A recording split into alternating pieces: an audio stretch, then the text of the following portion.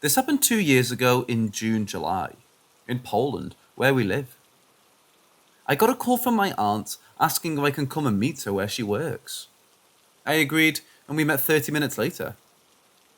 She asked me if I could look at the place where she worked because she needs to leave to see her boyfriend, D. I asked why, and she explained that just before she called me, D had called her. He and two of his friends, F and J, were on a road trip not far away from where we live. They decided that they wanted to go on a trip to shoot with some wind cheater guns for fun. They decided to drive to a point on a hill where a small old bunker is. The bunker is so small that only two people can enter, and it's only one room with windows facing every direction. My aunt said that for now that's all she knows, and she needs to go get them from there because somehow they can't leave. She added that all of them were scared to their cores. I stayed at her job, which is a cigarette shop, and waited for them to get back. They got back in less than 10 minutes. As I said before, they were close to our location. When they left the car, my aunt's boyfriend sat in front of the shop with his friends, and they were pale from fear. When I say pale, I mean their faces were basically white, and they were not saying a word. I waited patiently for them to tell me what had happened. When they arrived at the spot, nothing was wrong. They got out of the car and started to prepare their air guns. They went on the roof of the bunker, which was around 1.5 meters high, and started to shoot for fun. They were shooting the rocks, etc. No people were around because there were no houses there. As they finished, they started going down from the bunker, and it was at that moment when he noticed something very, very strange. Their car was standing there in plain sight, around 10 meters from where they were shooting from. At first glance, nothing had changed, but then he noticed that there were bricks piled up from the ground, up to the chassis of the car around every single wheel. It was like they had driven straight in the middle of some kind of wall. But let's not forget that it was in an area close to an old bunker, with an old dirt road. There was zero possibility that they had not noticed it after leaving the car. All three of them had run straight into the car and locked themselves in. D was the one who was driving that day. He started the car normally, but the vehicle just could not move. Like these little walls around the wheels were strong enough to prevent them from driving away. They all started panicking at that point. Jay ran out of the car and started to kick the bricks to set the car free. At some point, he was certain that it's enough and that the walls were destroyed, to the point that maybe they could leave now. He entered the car. D tried again, but now the car wouldn't even start. Third guy called a friend from a city close to their location and asked if he could tow their car to the city. He agreed, and after 10 or 15 minutes he called them back. He was standing on the road down the hill and could see them. He called to ask for the directions because somehow he couldn't find the way that led up the hill. At some point he started screaming that something went out of the woods near them and was running straight at their car. F said that the guy was screaming like he was afraid for his life. The only problem was that they were not seeing anything running at them. Nothing had left the woods, which they were all seeing from up close. At this point, they were all screaming, and it was all very hectic. The funny thing is that the guy who was supposed to help them just hung up and left them there. After a couple minutes of straight-up panic, they managed to stay quiet for a moment, just to try and hear if anything is walking nearby or something. After a few seconds of silence, something knocked on the window of their car. The knock sounded like it was made of something metal. It was the window on the right side of the car, the window facing the forest. After that, Dee called my aunt, and then she called me and went to get them as soon as I was at her job. Dee was really scared while telling us what had happened, but it's not the strangest thing. The weirdest thing is that his two buddies were silent. They hadn't spoken a word since they arrived at my aunt's job, and she told me a couple of weeks after that. They were pretty strange after the incident. No one is talking about that day anymore, but I'm still so curious about what actually happens there.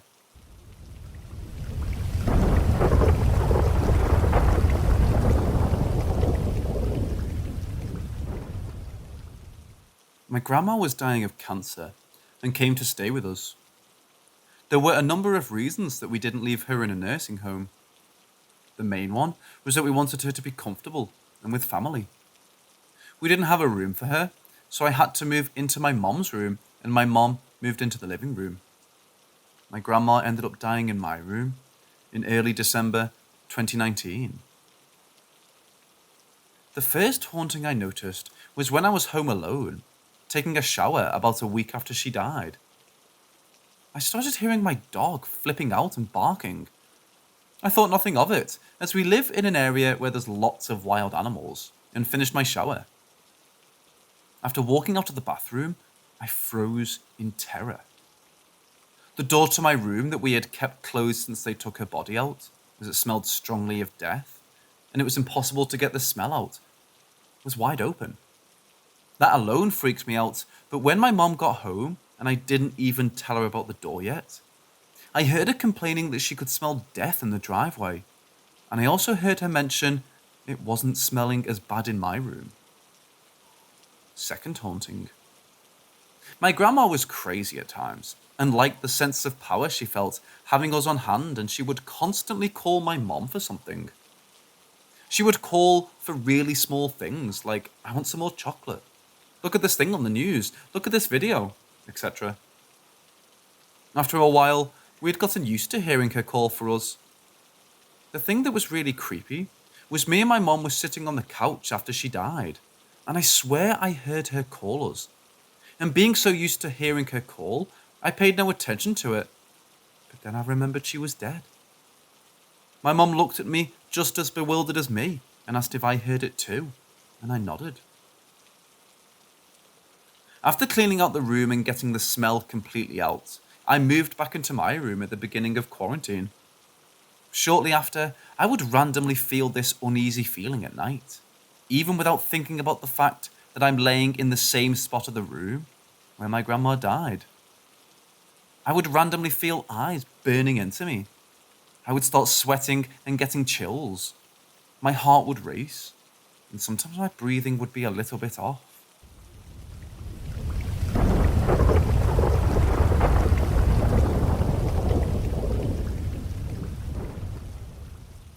As a kid, I was about 6 to 8 years old at the time, 1993 to 95.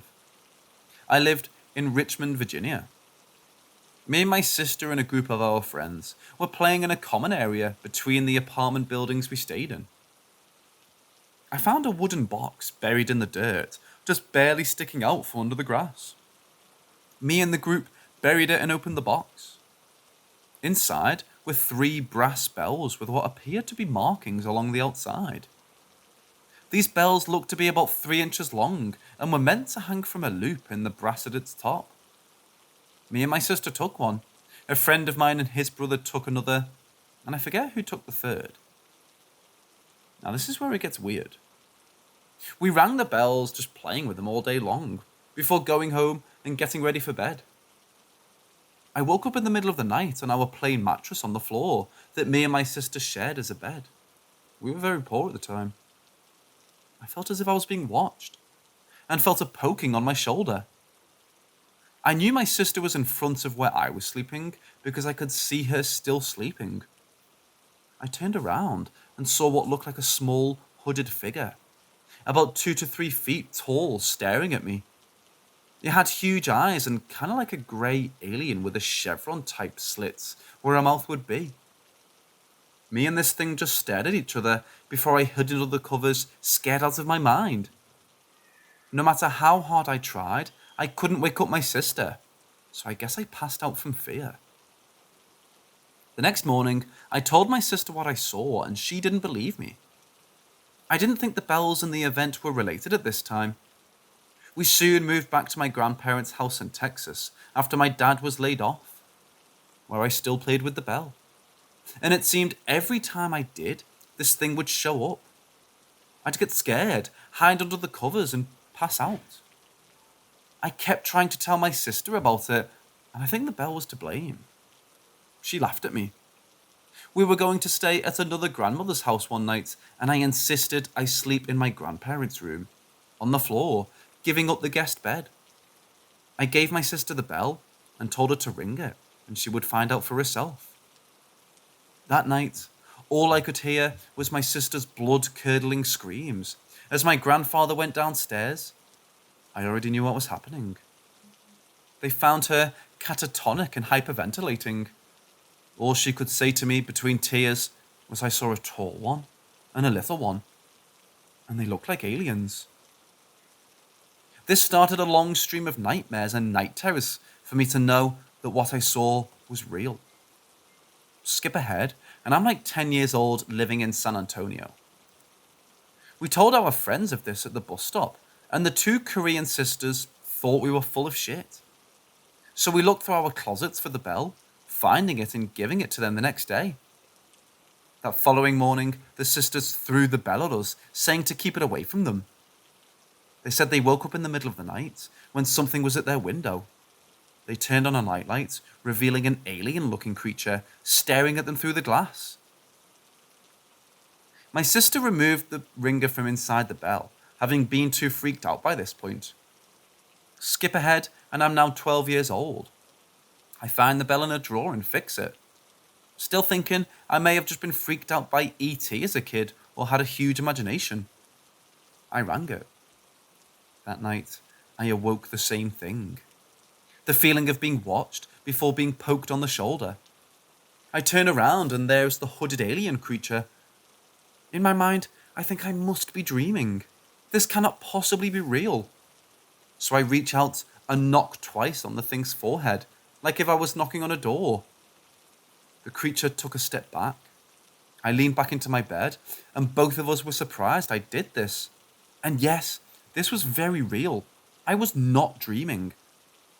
That's when the creature emitted what I believe was a high-pitched telekinetic sound which made me pass out. I woke up and took the ringer out of the bell and hid it. Hid it so well, after a few moves, we lost it forever. At 16 years old, I awoke in the middle of the night to what I felt was something watching me again.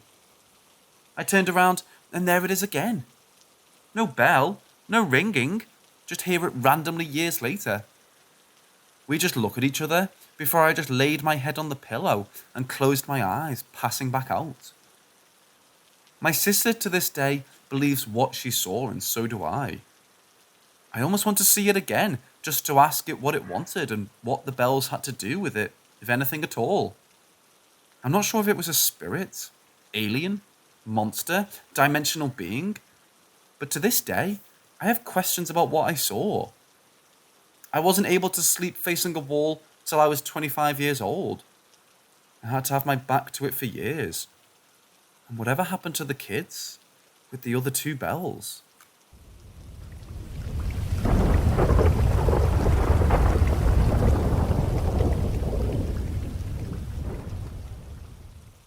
I used to drive for PAM Transport out of El Paso, Texas. We would usually pick up a load in Laredo before driving to either Detroit or the Carolinas. After a 2-week stint, we picked up an empty trailer to take back to El Paso from Laredo, our home stretch run per se. We would take a route from Laredo to Sanderson, Texas on Highway 90. Sanderson is a small town where you wonder what the people do there for fun. We asked this to a Stripes gas station employee, and she said, "Go to Fort Stockton or drink." A real pretty but desolate desert drive after you pass the Pecos River from Del Rio, Texas. It was nighttime now, around 1 a.m. as we entered Sanderson. It was dark and was a barely lit ghost town at this hour. We drove past the Stripes where we would usually stop for food and drinks, since it had been closed for hours by this time. We continued north out of town towards Fort Stockton. My driving partner Miriam, a Mexican lesbian aged 40, came and sat in the passenger seat after sleeping in the cabin. She asked where we were at and was excited to get back to Juarez to see her girlfriend and son. Now, Highway 90 is only a 2-lane, two-way road, and it winds around a rocky, hilly desert landscape. My headlights reach out only so far before seeing the next bend come into view. We were joking and talking, more excited to get home than tired. I had only been driving since Del Rio when we switched. As I continued to drive around a hill and came straight away, a large brownish creature ran into the roadway through my headlights on all fours. It had spikes along its back, had iguana-type legs and a small head with glowing red eyes. But what was the most strange feature was the tail. It looked like the bushy tail of a raccoon. The skin of the creature gave off a glossy green tint just under the brown hair from the headlights. The creature, from tail to tip, was exactly 1 lane length across, about 8 feet. And I would say its back was as high as a VW bug car. This was not a small creature. The creature ran across the road and into the darkness of the desert to my right-hand side, and up a hill as I passed it. Me and Miriam looked at each other to see if we both saw the same thing. I said, "Did you see that?"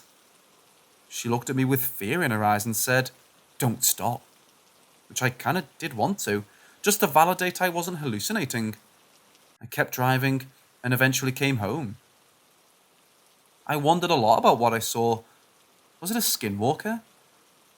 I was almost sure it was until I listened to Coast AM, and another trucker explained that he saw a chupacabra and explained in detail exactly what I had seen just months before. Only he saw it under a street lamp somewhere in West Texas. And then I remembered Sanderson was surrounded by ranches and probably 1,000 goat herds. And there were sightings in Mexico. Sanderson is 20 miles from the border.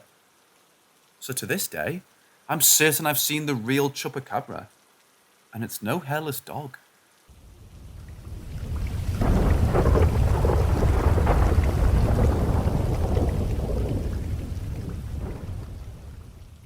A few weeks ago, I started having some lucid dreams about the house that my family lived in back when I was a teen. That house appeared to be pretty haunted, and my family constantly witnessed some strange paranormal phenomenons in it. I haven't really thought much about our old house because I would very much rather forget. But at night, when I fell asleep, it was like I was physically back in that house with my family and the spirits that were there. About a week after these dreams started, I had one specific dream that scared me a lot more than the others. I fell asleep and went in the same dream pattern, but this time there seemed to be something wrong. I was constantly freaking out about a specific corner of the house, and my uncle, who happens to be very in tune with the spirit world, was in the dream and was trying to get me to calm down, but I was really freaking out. He took me to that corner of the house and had me stand in the spot I was freaking out about. I stood there for a solid 3 seconds before it was like the world around me disappeared into a black abyss, and there was just this thing right in my face. Its face looked like it had been melted and molded together, and it was just screaming profanities and insults in my face. I freaked out and started screaming, and the dream started switching back and forth from that thing in the abyss and the reality my family was in. And while my mind was freaking out in that abyss in the physical world, I was dragging my sister down the hall and my family was trying to pry her away from me. When they realized they weren't going to get my sister away from me, my uncle grabbed me and screamed at me to wake up. And as soon as I did, I snapped awake.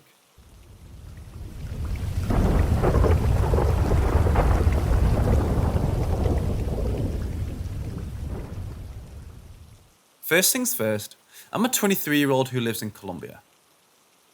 My uncle built his dream home in a big lot, which about 150 years ago used to be part of some big farm, called haciendas over here, such as Pablo Escobar's. Well, back in those days, these lands witnessed horrible crimes. Thieves were hung, deserters were shot, farmer girls were raped and such. Supposedly in my uncle's lot there used to be a tree long ago. This tree was used to hang people in the hacienda. My uncle has 2 daughters. I love them very much. The first year, my oldest cousin said she felt bad vibes in her room. She used to have this dream where a black man was on top of her and tried to rape her. She would wake up with marks in her arms and feeling strange. Later, those dreams were more and more realistic until one day, she swears she woke up in the middle of the night and felt the man on top of her. She couldn't see him, but she felt him. Then she felt him touching her, and she passed out. Every night from then on, she would feel horrible. She would wake with bruises and cuts all over her body. A priest was called and an exorcism was performed. She vomited sand and couldn't remember anything about the exorcism. My uncle and my other cousin swear she was talking in an inhuman voice. The priest performed the exorcism for an hour and a half.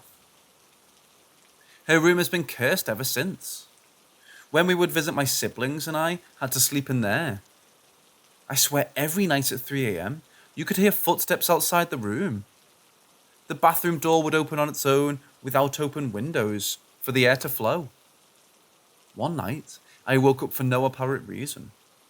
When I turned myself to the other side, I saw my cousin's face staring at me with a blank face. I was stunned, like, what the fuck are you doing here? This entity then lifted itself from my bed without making a sound and left the room. I knew it wasn't my cousin. Lots of strange things happen in the neighbours' houses and in the streets in this little citadel. There's about 30 lots in this old farmland, and there have been security guards who have seen witches, dead kids, and so on. Pretty creepy place.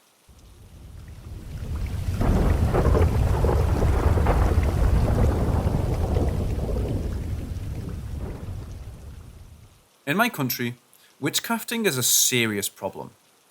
It affects people's lives and does bring certain interesting stories every once in a while.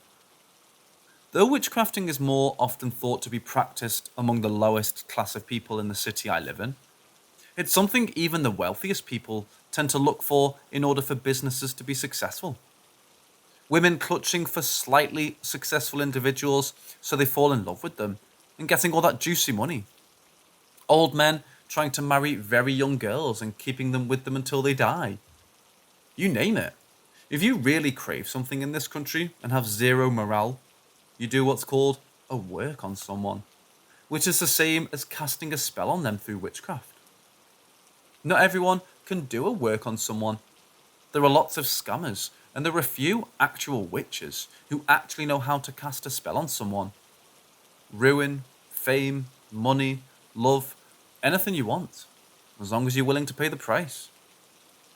These witches actually exist, and they're thought to pass their knowledge and skills from generation to generation. Some of them are outright evil, and some don't get involved in certain topics, just like you and me. Witches have their personal morale. When I was younger, I used to bike a lot.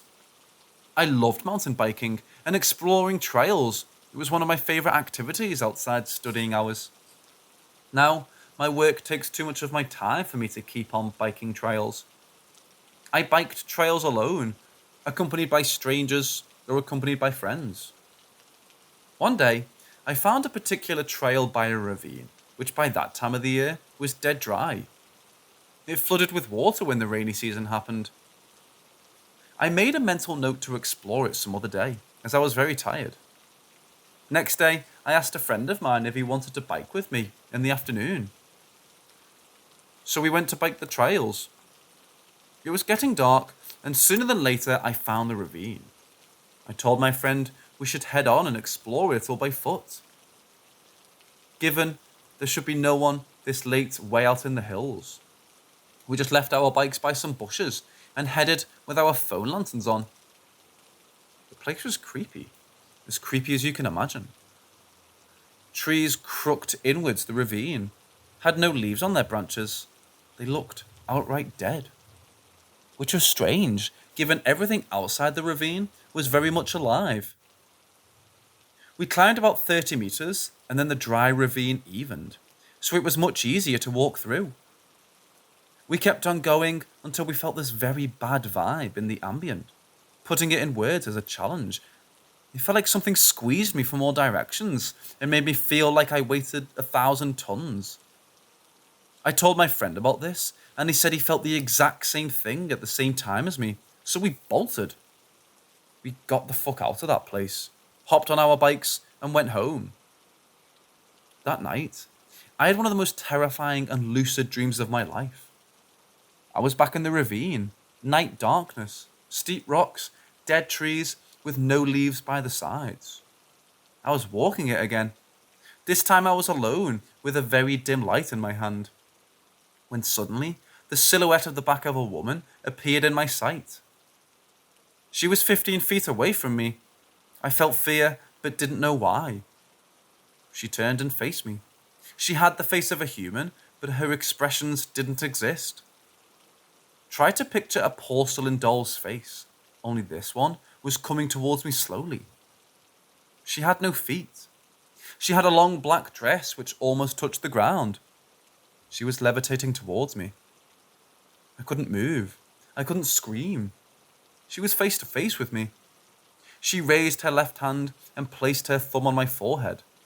It burned, but it was a cold burn, like putting ice too long on the surface of your skin. I still couldn't talk, couldn't scream, couldn't move. Felt like vomiting or passing out. Felt my lungs empty and not being able to grasp for air. Forehead still burned. This bitch in front of me started to look like a corpse little by little. And then she smiled. That's when I woke up sweating cold. I was shivering and my forehead still hurt. But not as much as in the dream. Went back to sleep not long after. Next morning, I still felt slight pain on my forehead and had this horrible migraine. When I was brushing my teeth, I noticed a light mark on my forehead right where it hurt. Right where the dream witch had touched me. I called my friend and asked him how he slept. He told me he didn't sleep much because he had nightmares all night. I didn't elaborate much, but I knew what he meant. Told him we should get back to the ravine and investigate, only this time we should go in daylight. He didn't want to go back, but I knew I had to go back to understand more about this lucid dream. Back in the ravine, the place didn't look as creepy as it was during the night. I kept on going and passed the place where my friend and I felt off the previous night. This time, I didn't feel crunched by nothingness. Walked about 5 minutes, and then I saw it. Right before me, there stood a shrine. I knew what it was when I saw it. Hen heads were placed along it. Blood was spilled on the makeshift rocks that made the shrine. About 3 cheap whiskey bottles littered the ground along cigarette butts and torn out pieces of paper which were burned.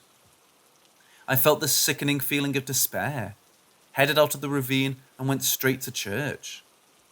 On the way there, I told my friend he should at the very least get some holy water and pour it on his forehead, and told him what I had found.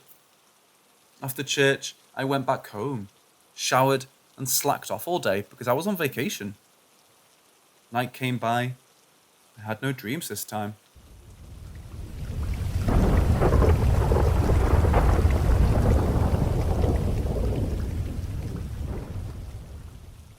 Ask any Muslim. We believe in jinn as part of the creation. Human made from clay, angels made from light, and jinni made of smokeless fire. As a kid, I wasn't scared of them, because not really raised with Muslim knowledge, though my family is Muslim. I was super scared of ghosts, the devil, and demons as seen on TV. Now, I don't believe in those, but I do believe in jinn, the same way I believe there are angels. Jinns are supposed to be invisible beings. Invisible to us anyway. And they're not demonic in nature. They're supposed to be like us. Be able to choose between good and evil, so have free will. We also believe that Satan is not some fallen angel, but that he is a jinni. Unlike angels, who were incapable of disobeying God, he chose to do so. Now, back to the actual stories. I had 2 encounters in my life so far, but heard many stories from other people and family members. Both encounters happened during my holiday in Algeria, the birth country of my parents. One night, around 10:30 p.m., I was sitting with a cousin on the external stairs of her house. Her house is very close to the house of her uncle and his wife. So basically, when you sit on the stairs, you can see the wall to their house as close as a broom's length. There is only one street lamp, and it was very far from the house, at least 20 meters. We had the full shine of the moon. We were alone in the house and were chatting when suddenly I saw the shadow of the torso of a man quickly passing on the wall. I dismissed it as fatigue. I continued my conversation when it suddenly came again. I asked my cousin if she's seen that too. She said yes. As soon as she said it, the shadow quickly passed again and again. We were creeped out, but still tried to be rational. Maybe it was the shadow of the uncle. We called them out, and the aunt showed up at the window. The uncle was at the mosque. The angle of the light of the street lamp made it impossible for the shadow to be like it was. It was as if a man was standing right in front of the wall, and the source of the light was directly in front of the wall, like when we do shadow puppets. Now, mystery number 2. I had 2 aunts and a few cousins sleep at our house. We were all sleeping in the living room, all of us women. So that you get the setting, there wasn't a single soul in the house outside the living room. And of course, no one could silently break into the house. There were metal bars on all windows and doors. Many families installed that during the terrorist years that terrorized Algeria in the 90s. I woke up in the middle of the night to the voice of a panicked cousin. I was hearing someone, or something to be precise, using the toilet tap and the little plastic bucket we used to clean ourselves after a passage to the loo. The water was pouring and then stopped. Then we heard the plastic bucket being put on the floor, and then some splashing, etc. My cousin, who also lives in a Western country, was saying, "What's this? What's this?" Her mum told her to ignore it for her own good. My cousin insisted on going and checking, but everyone was telling her, "No, leave them be, leave them be." She gave up in the end, but she sure was creeped out. I was more like, oh, they are cleaning themselves. So some can be good, some can be bad. You might have one or even a family of them peacefully cohabiting with you in your house.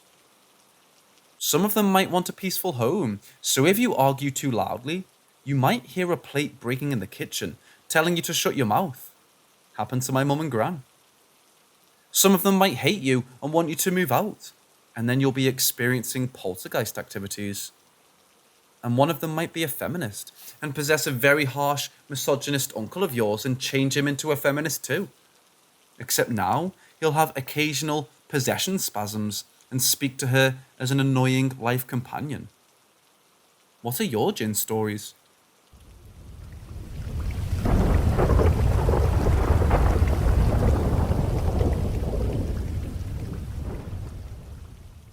So this dates back to my first grade year of elementary. I went to school in Brownsville, Texas, a battlefield for a war. Anyways, I was in class and my teacher had gone around the class to hear us read one by one. I was a bigger kid, so I sit back in the back corner. I read my paragraph. She said, "Good job." I looked to my left and I saw a white lady in a pink dress looking at me. I gasped and went pale. They called my mom to pick me up, and my mom took me to my great-grandmother's house, who came from San Luis Potosi, Mexico. She was a curandera. She was talking to me, telling me not to be scared, that they know I can see them and want my help, that we have Don or some type of spirit for our family. I didn't really pay attention to that since I only had some experiences with sleep paralysis and hearing buzzing sounds in that state, or getting out of it and waking up and then instantly falling asleep again. But nothing beats this one experience. I was into shrooms for spiritual purposes and healing. So it's my girl's first trip, and we're at her house. We had an amazing trip, but on the come down, we're in her room, and she says, "You know there's a ghost there?" So I jokingly said, "Let me test this out." Now what happens next mind fucked me. So I say, "Okay, ghost, my grandma said I have power. I want to test this out. If you can talk to me, please give me a sign." Her TV turns on. Now, she uses her phone to turn it on and off, so I'm like, whoa. But I say, that's a coincidence. Then I was like, I need a better sign. And it started turning off and on the TV.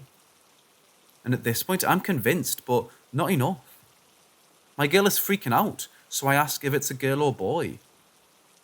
Now, my girl has a Fire Stick, and it has slides from Hulu or Netflix. So this thing made the TV go white and then static, and then popped up a pic of a lady. I freaked out, but I respected it. I said, "You're able to go rest and be where you need to be. Thank you." While my girl turned off the TV, me and her are freaked out. I felt some type of energy around my body. I felt weird. It was a cold, weird feeling, almost static-like. Then we let time pass and started smoking a joint.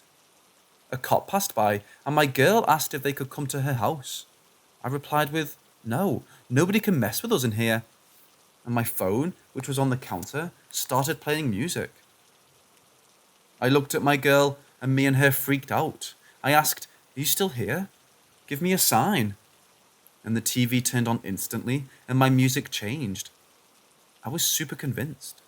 What does this mean?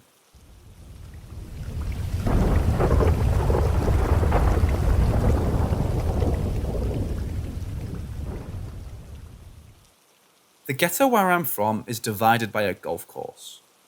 On one side of the street is project housing, and the other side, nicer homes built in the 30s to the 90s before the projects were there. I lived in a 1934 two-bedroom house, bright yellow tile. I was 26 and lived with my girlfriend. After living there a few months, my girlfriend started saying she felt uneasy in the hallway, which was very small and had a crawl space in the ceiling. I brought my dad over to get up there and take a look because, could be something scary up there. He found nothing, just insulation. A while later, I took a nap for about 2 hours. My girlfriend in the next room is folding laundry after work. She comes to wake me up, shaking my shoulder. She asks how long I'd been asleep. I said a couple hours. She said, "So you didn't just walk through the house?" I said, "No." She said, "But I just saw you walk through the hallway." "You sure?" "Yes." It wasn't me. No one else in the house. Fast forward a year. I'm trying to quit smoking and I lost my vape. My buddy has been staying at my house for a couple of weeks. He's helping me look for my vape. I walk out to the car and get in the driver's seat. I'm digging between the seat and the gear shift. Suddenly, something or someone is talking in my ear. Not whispering. Right in my left ear. There's that son of a bitch, right there. I'm frozen. It's the dead of night. No one is around. My buddy is still inside. I finally, after a minute of complete silence, open the car door and go back inside. I tell him what just happened. That's when he said, probably the same person that calls my name at night. He's been hearing someone say his name from behind him on the couch he slept on at night. I'm creeped out, but not enough to move. The rent was great and I wasn't easily shaken. Fast forward a few months. My mom comes over to pick me up to go shopping. I throw on a shirt in front of the hallway and say, "Hey, how's this for today?" My mom turned around and her eyes went over my head. She started to back up and tried to adjust her eyes. I said, "What?" She said, "A black shadow just went up the wall behind you and into that room." I thought, oh, so now there's that. Fast forward to a few months later, I'm watching TV in the living room with my buddy. We hear a loud bang. We go into our kitchen and all the cabinets are open. a single jar of Nutella on the floor, and a huge punch hole in the wall beside the refrigerator. Interesting. I'm still not leaving. Fast forward a few more months. My buddy moved out. My girlfriend and I broke up and she moved. I was living there alone for the first time. I go to lay down one night. My bed was freshly made, so the covers were tight. I cut the light off and laid my head back. Suddenly, there's pressure on each side of my feet, like something has one hand beside each side of my feet, and pressing down as if you look over the top of me. It lasted all of 30 seconds before I sat up and put the light on. Nothing there. Still not moving. I got a new girlfriend. She starts staying over. Says she sees faces in the mirror in the hallway. I'm like, yeah, weird things happen here. Nothing has ever tried to harm me, so I stay. This goes on for a couple of months until one day I come home to my girlfriend in the porch. It's dark. She says she will not go back to that house while I'm gone. She convinces me to move. I'm in love. I wanted her to be comfortable. We're in our new house and I'm on my laptop going through old photos and videos taken at the old haunted house. I find videos of myself being recorded from my laptop, but I'm not pressing the record. It was videos of me watching TV, working out, leaving my bedroom and walking through the house. Stops on its own. All videos were about a minute or so long. Went to the courthouse and found records where the owner and also town sheriff had died there of old age. And the community seems to believe there was a brothel there at some point due to a red light on the porch. I'm sure that was just a rumour. One of the neighbours said someone had shouted at them in that house, but there was no record of it. I could go on about other instances in the old haunted house, but I've gone on long enough. It was 2009 to 2013. Rent was $625. I wish I'd never left.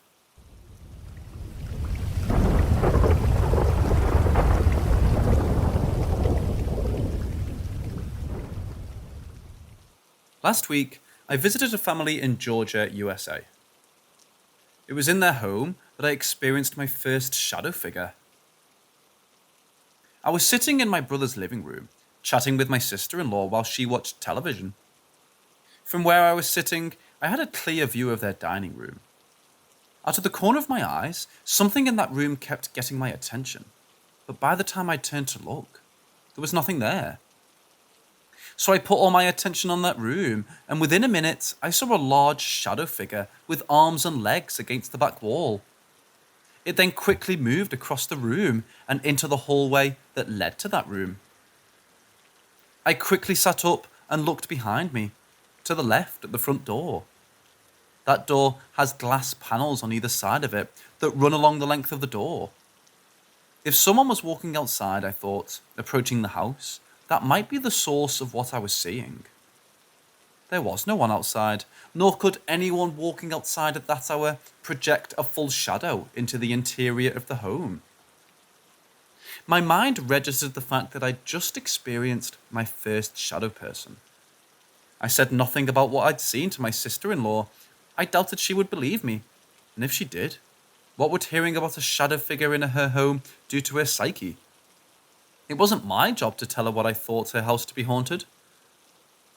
We continued our conversation for a couple of minutes, and then, wham! We heard a loud noise from their bedroom. I looked at her, she looked at me, and started toward the room. Now I'm a little spooked. I followed her down the hall. There, on the floor of their bedroom, was a metal water bottle that my brother uses. My sister-in-law explained that she placed that water bottle on the bench that backed up to one of the walls. She picked it up, put it back on the bench where she set it previously, and quickly walked out of the room while making spooky sounds. I was spooked by this, to the point I downloaded a flashlight app to my phone and kept it on as a nightlight for the next 2 nights. I was there for another few days, but had no more experiences.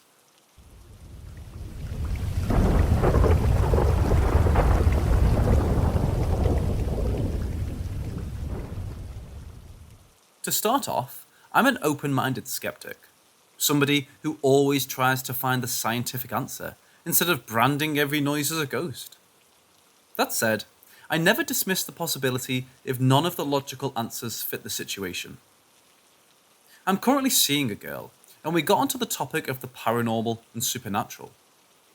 She was telling me about her experiences going to see a medium, and she was describing certain family members that apparently came through. Let me paint a bit more of a scene for you. We were sitting in her living room, and I was on one side of the sofa, she was on the other. The position I was in, she had 2 French doors leading to a back garden. She didn't close her curtains, even though it was dark. Weird, right? Outside in her back garden was very dark. No immediate street lighting, no security lights, no garden lights, etc. Opposite the doors was the wall her TV was mounted on, which also had the doorway to the kitchen. The kitchen light was on, as was the living room light. In the position I was in, I was looking at her, but I could see the French doors out of the corner of my eye, and due to how dark it was outside, I could see the reflection of the room extremely clearly. We were chatting away about her experiences with the supernatural and whatnot, which may have added to something with the power of suggestion perhaps. We weren't talking about any one specific thing, just supernatural things in general. She'd mentioned members of her family, how they'd act, the kind of people they are, etc. But I kept hearing things in the kitchen, which she wasn't hearing. I would say I do somewhat have sensitive hearing, but nothing outstanding. The sounds were more of cutlery and plates being moved in the sink. You know the sound like if a spoon is inside of a bowl and somebody is moving the spoon? Her sink isn't actually that big, and I thought perhaps some of the things in the sink were maybe put at an angle, and they just moved on their own. Then I also thought, she has a dishwasher and a washing machine very close to the sink. Whilst they shouldn't cause vibrations within the sink, there was a possibility they caused just enough vibrations to cause them to move. I was also hearing somebody moving around. Another thing to point out was that she was a son who was asleep upstairs. I assume he was asleep anyway, as he does have a habit of getting out of bed. However, I heard nothing from upstairs other than the typical house settling noises, the odd floorboard here and there. The flooring in the kitchen was lino on top of concrete, so there were no floorboards or anything to squeak. But you heard shuffling and heavy footsteps moving around. The footsteps certainly sounded like somebody was trying to be quiet. This furthered my belief it was her son that had come downstairs to see who she was talking to. I was waiting for her voice to suddenly say, "Mommy," as he does, but he never did.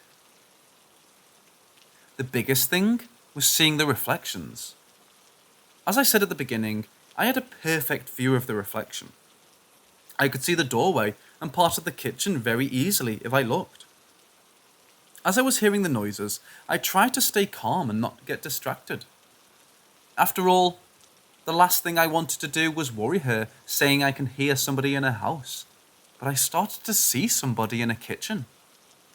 At this point, she hadn't told me much about her family members that had passed. The conversations were mostly about her living family.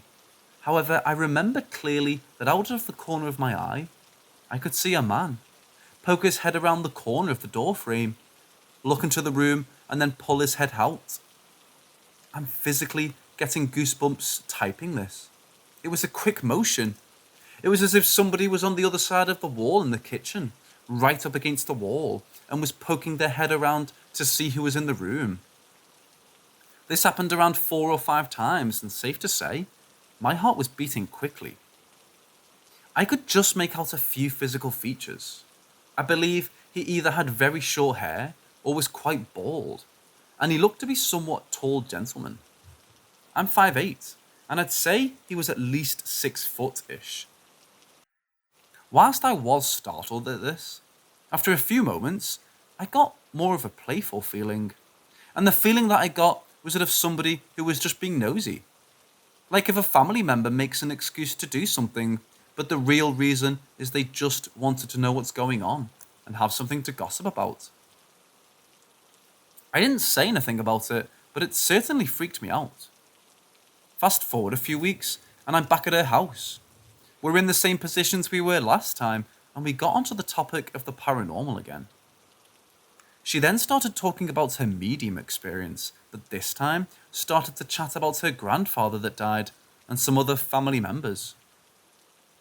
The medium said she had family around her all the time, and other than her grandfather, the only other person she can think of was a sister who died when she was newborn, and she would be 35, I think now. I then proceeded to tell her what I saw, and I even reenacted what I saw. I got her to sit in the seat I was in, told her where to look, and I did what I remember the figure doing. Safe to say, she freaked out. I told her what I felt when I saw it and described the figure, and she just stared at me and said, "I think you saw my granddad." She told me the majority of her family were the kind where if she had a boy over, they'd end up with their ears at the door, listening to what they were saying, purely to be nosy.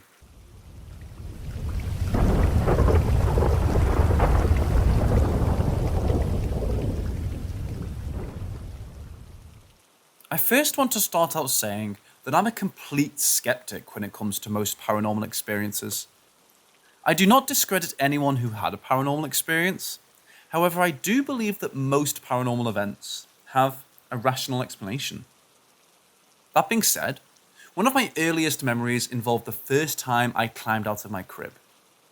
I don't remember much, but what I do remember is vivid. I was in my parents' room and had been put to bed.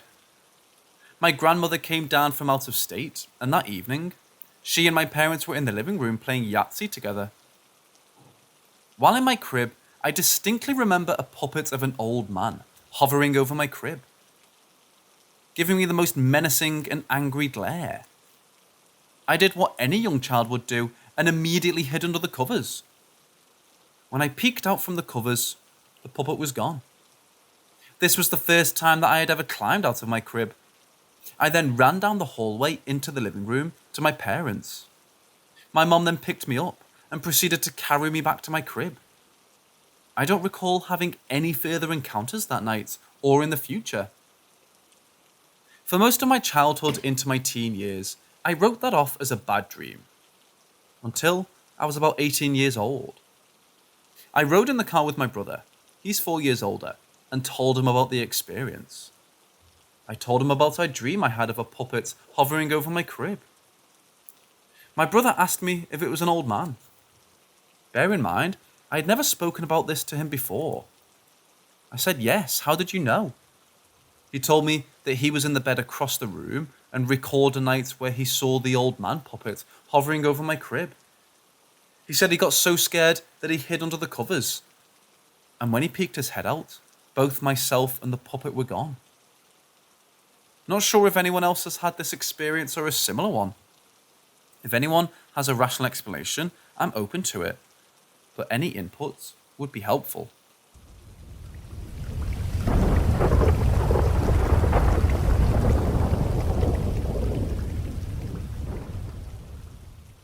Both of my paternal grandparents passed away back in 2019.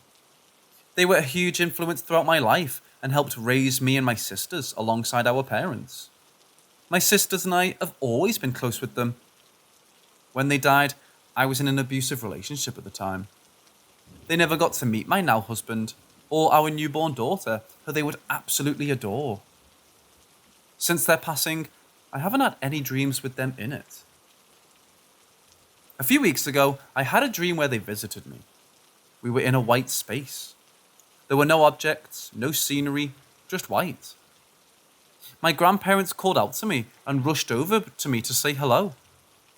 I had my back to them initially, but turned around to greet them, happy but surprised. My grandmother asked me how I was doing.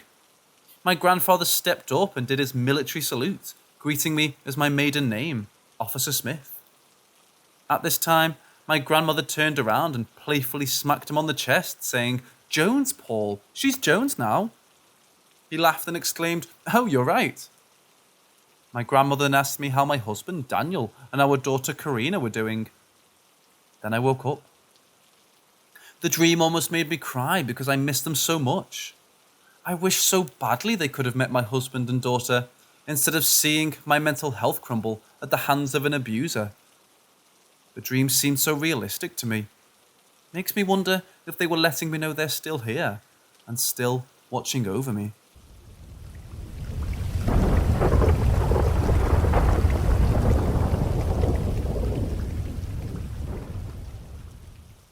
The first time it happened was late 2020, during the pandemic. I was living in an absolutely tiny house, as it was all I could afford at the time, being a uni student and all. My room was so small that the only pieces of furniture I could fit in there was my bed and wardrobe. It was on the ground floor, right next to the front door of the house, and due to this, I could hear pretty much everything that was outside the house. One night, I was home alone, and I did a usual routine of smoking a joint and reading some manga in bed. It suddenly became completely silent, to the point where I thought it was odd that I couldn't even hear the wind outside. I chalked it up to me being too tired to carry on reading, so I decided it's time to go to sleep. I get off my bed and turn off the light, hit the switch and turn around, and holy fuck, there's someone sitting in my bed exactly where I was. This person looked like a woman in a sundress with a paper bag over her head. She wasn't looking at me or even facing in my direction. She was just sitting there, facing forward like a mannequin. So naturally, I switched the light back on and of course, she vanished. Needless to say, I didn't sleep well that night. Every now and then when I'm trying to sleep, no matter where I am, I'll experience an unnatural silence and then I'll see her. She's never looking at me, never even interacts with me. It's like she doesn't even know I'm there. Sometimes she'll be standing in some corner facing a wall.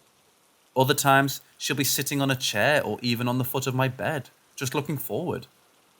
As soon as I rub my eyes, do a double take, turn on my phone's torch or switch on a light, she's gone.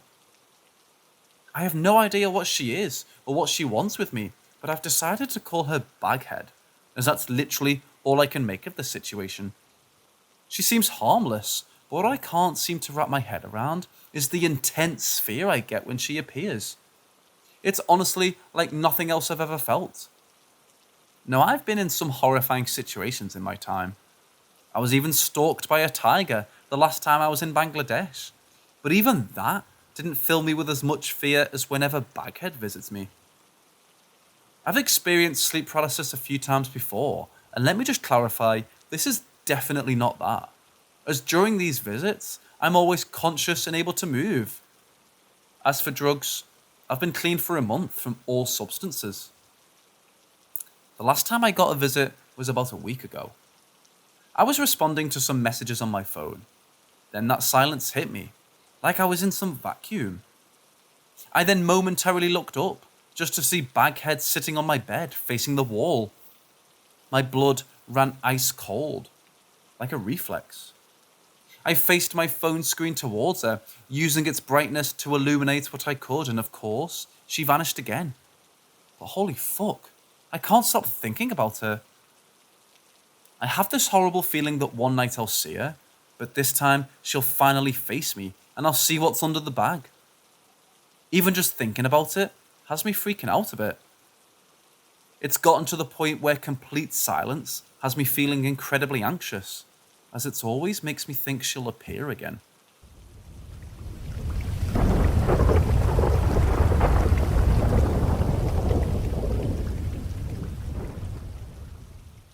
So let me set the stage a bit. It was around 11 p.m. at night. My mother worked nights till 6 a.m. My father worked out of town, so it was just my cat and myself. I was getting ready to go out for the night, and whenever I was home alone, I turned on every damn light in the house, because the whole layout was just eerie. I decided to jump in the shower. My cat follows me all the time, so he just lay there while I showered. While I was showering, I heard my cat meowing at the door, which was a bit out of character. So I peeked my head out of the shower curtain and saw him clawing at something under the door. Thinking nothing of it, I just continue while every so often I hear him scratch at the door and meow. I get dried off and dressed and open the door. Well, the lights were all turned off, minus my bedroom light. I convince myself that I may have just forgotten to turn them on, knowing damn well that I did. So I call my friend to hurry and pick me up. As I'm sitting in my bedroom, my cat is pawing at my window, which had blinds pulled down. So he would stick his paw between the blinds and look out the window like he always did. My room was on the top floor, so my cat and I watched out the window, waiting for my friend. He finally pulls up. I head downstairs and notice that the lights downstairs were all off. So I hit the lights on as I passed the switches, making a path towards the main door. I ran to my friend's car and explained the weird events that had just happened. As we look up to my bedroom window, I can see my cat pulling the blinds down, looking out the window at us. But that's when my body stiffened up and chills hit me. The blinds flipped back up, as if his paw released it. And as I looked at the front door, we saw my cat outside on the front steps. My cat had followed me outside without me knowing. My friend peels away in fear, and as we drive off, I notice another light goes off. As we drive about 4 houses down and I call the police, it takes about 4 minutes till they arrive, and I give them my keys to enter the house. I wait about 15 minutes and then come back out and tell me that everything was fine and nobody was there. The only thing that he said was out of place was that all of the lights were turned off. Till this day, I still don't know what had happened. My family no longer lives there, and I still haven't told my mom about that night. I wasn't alone.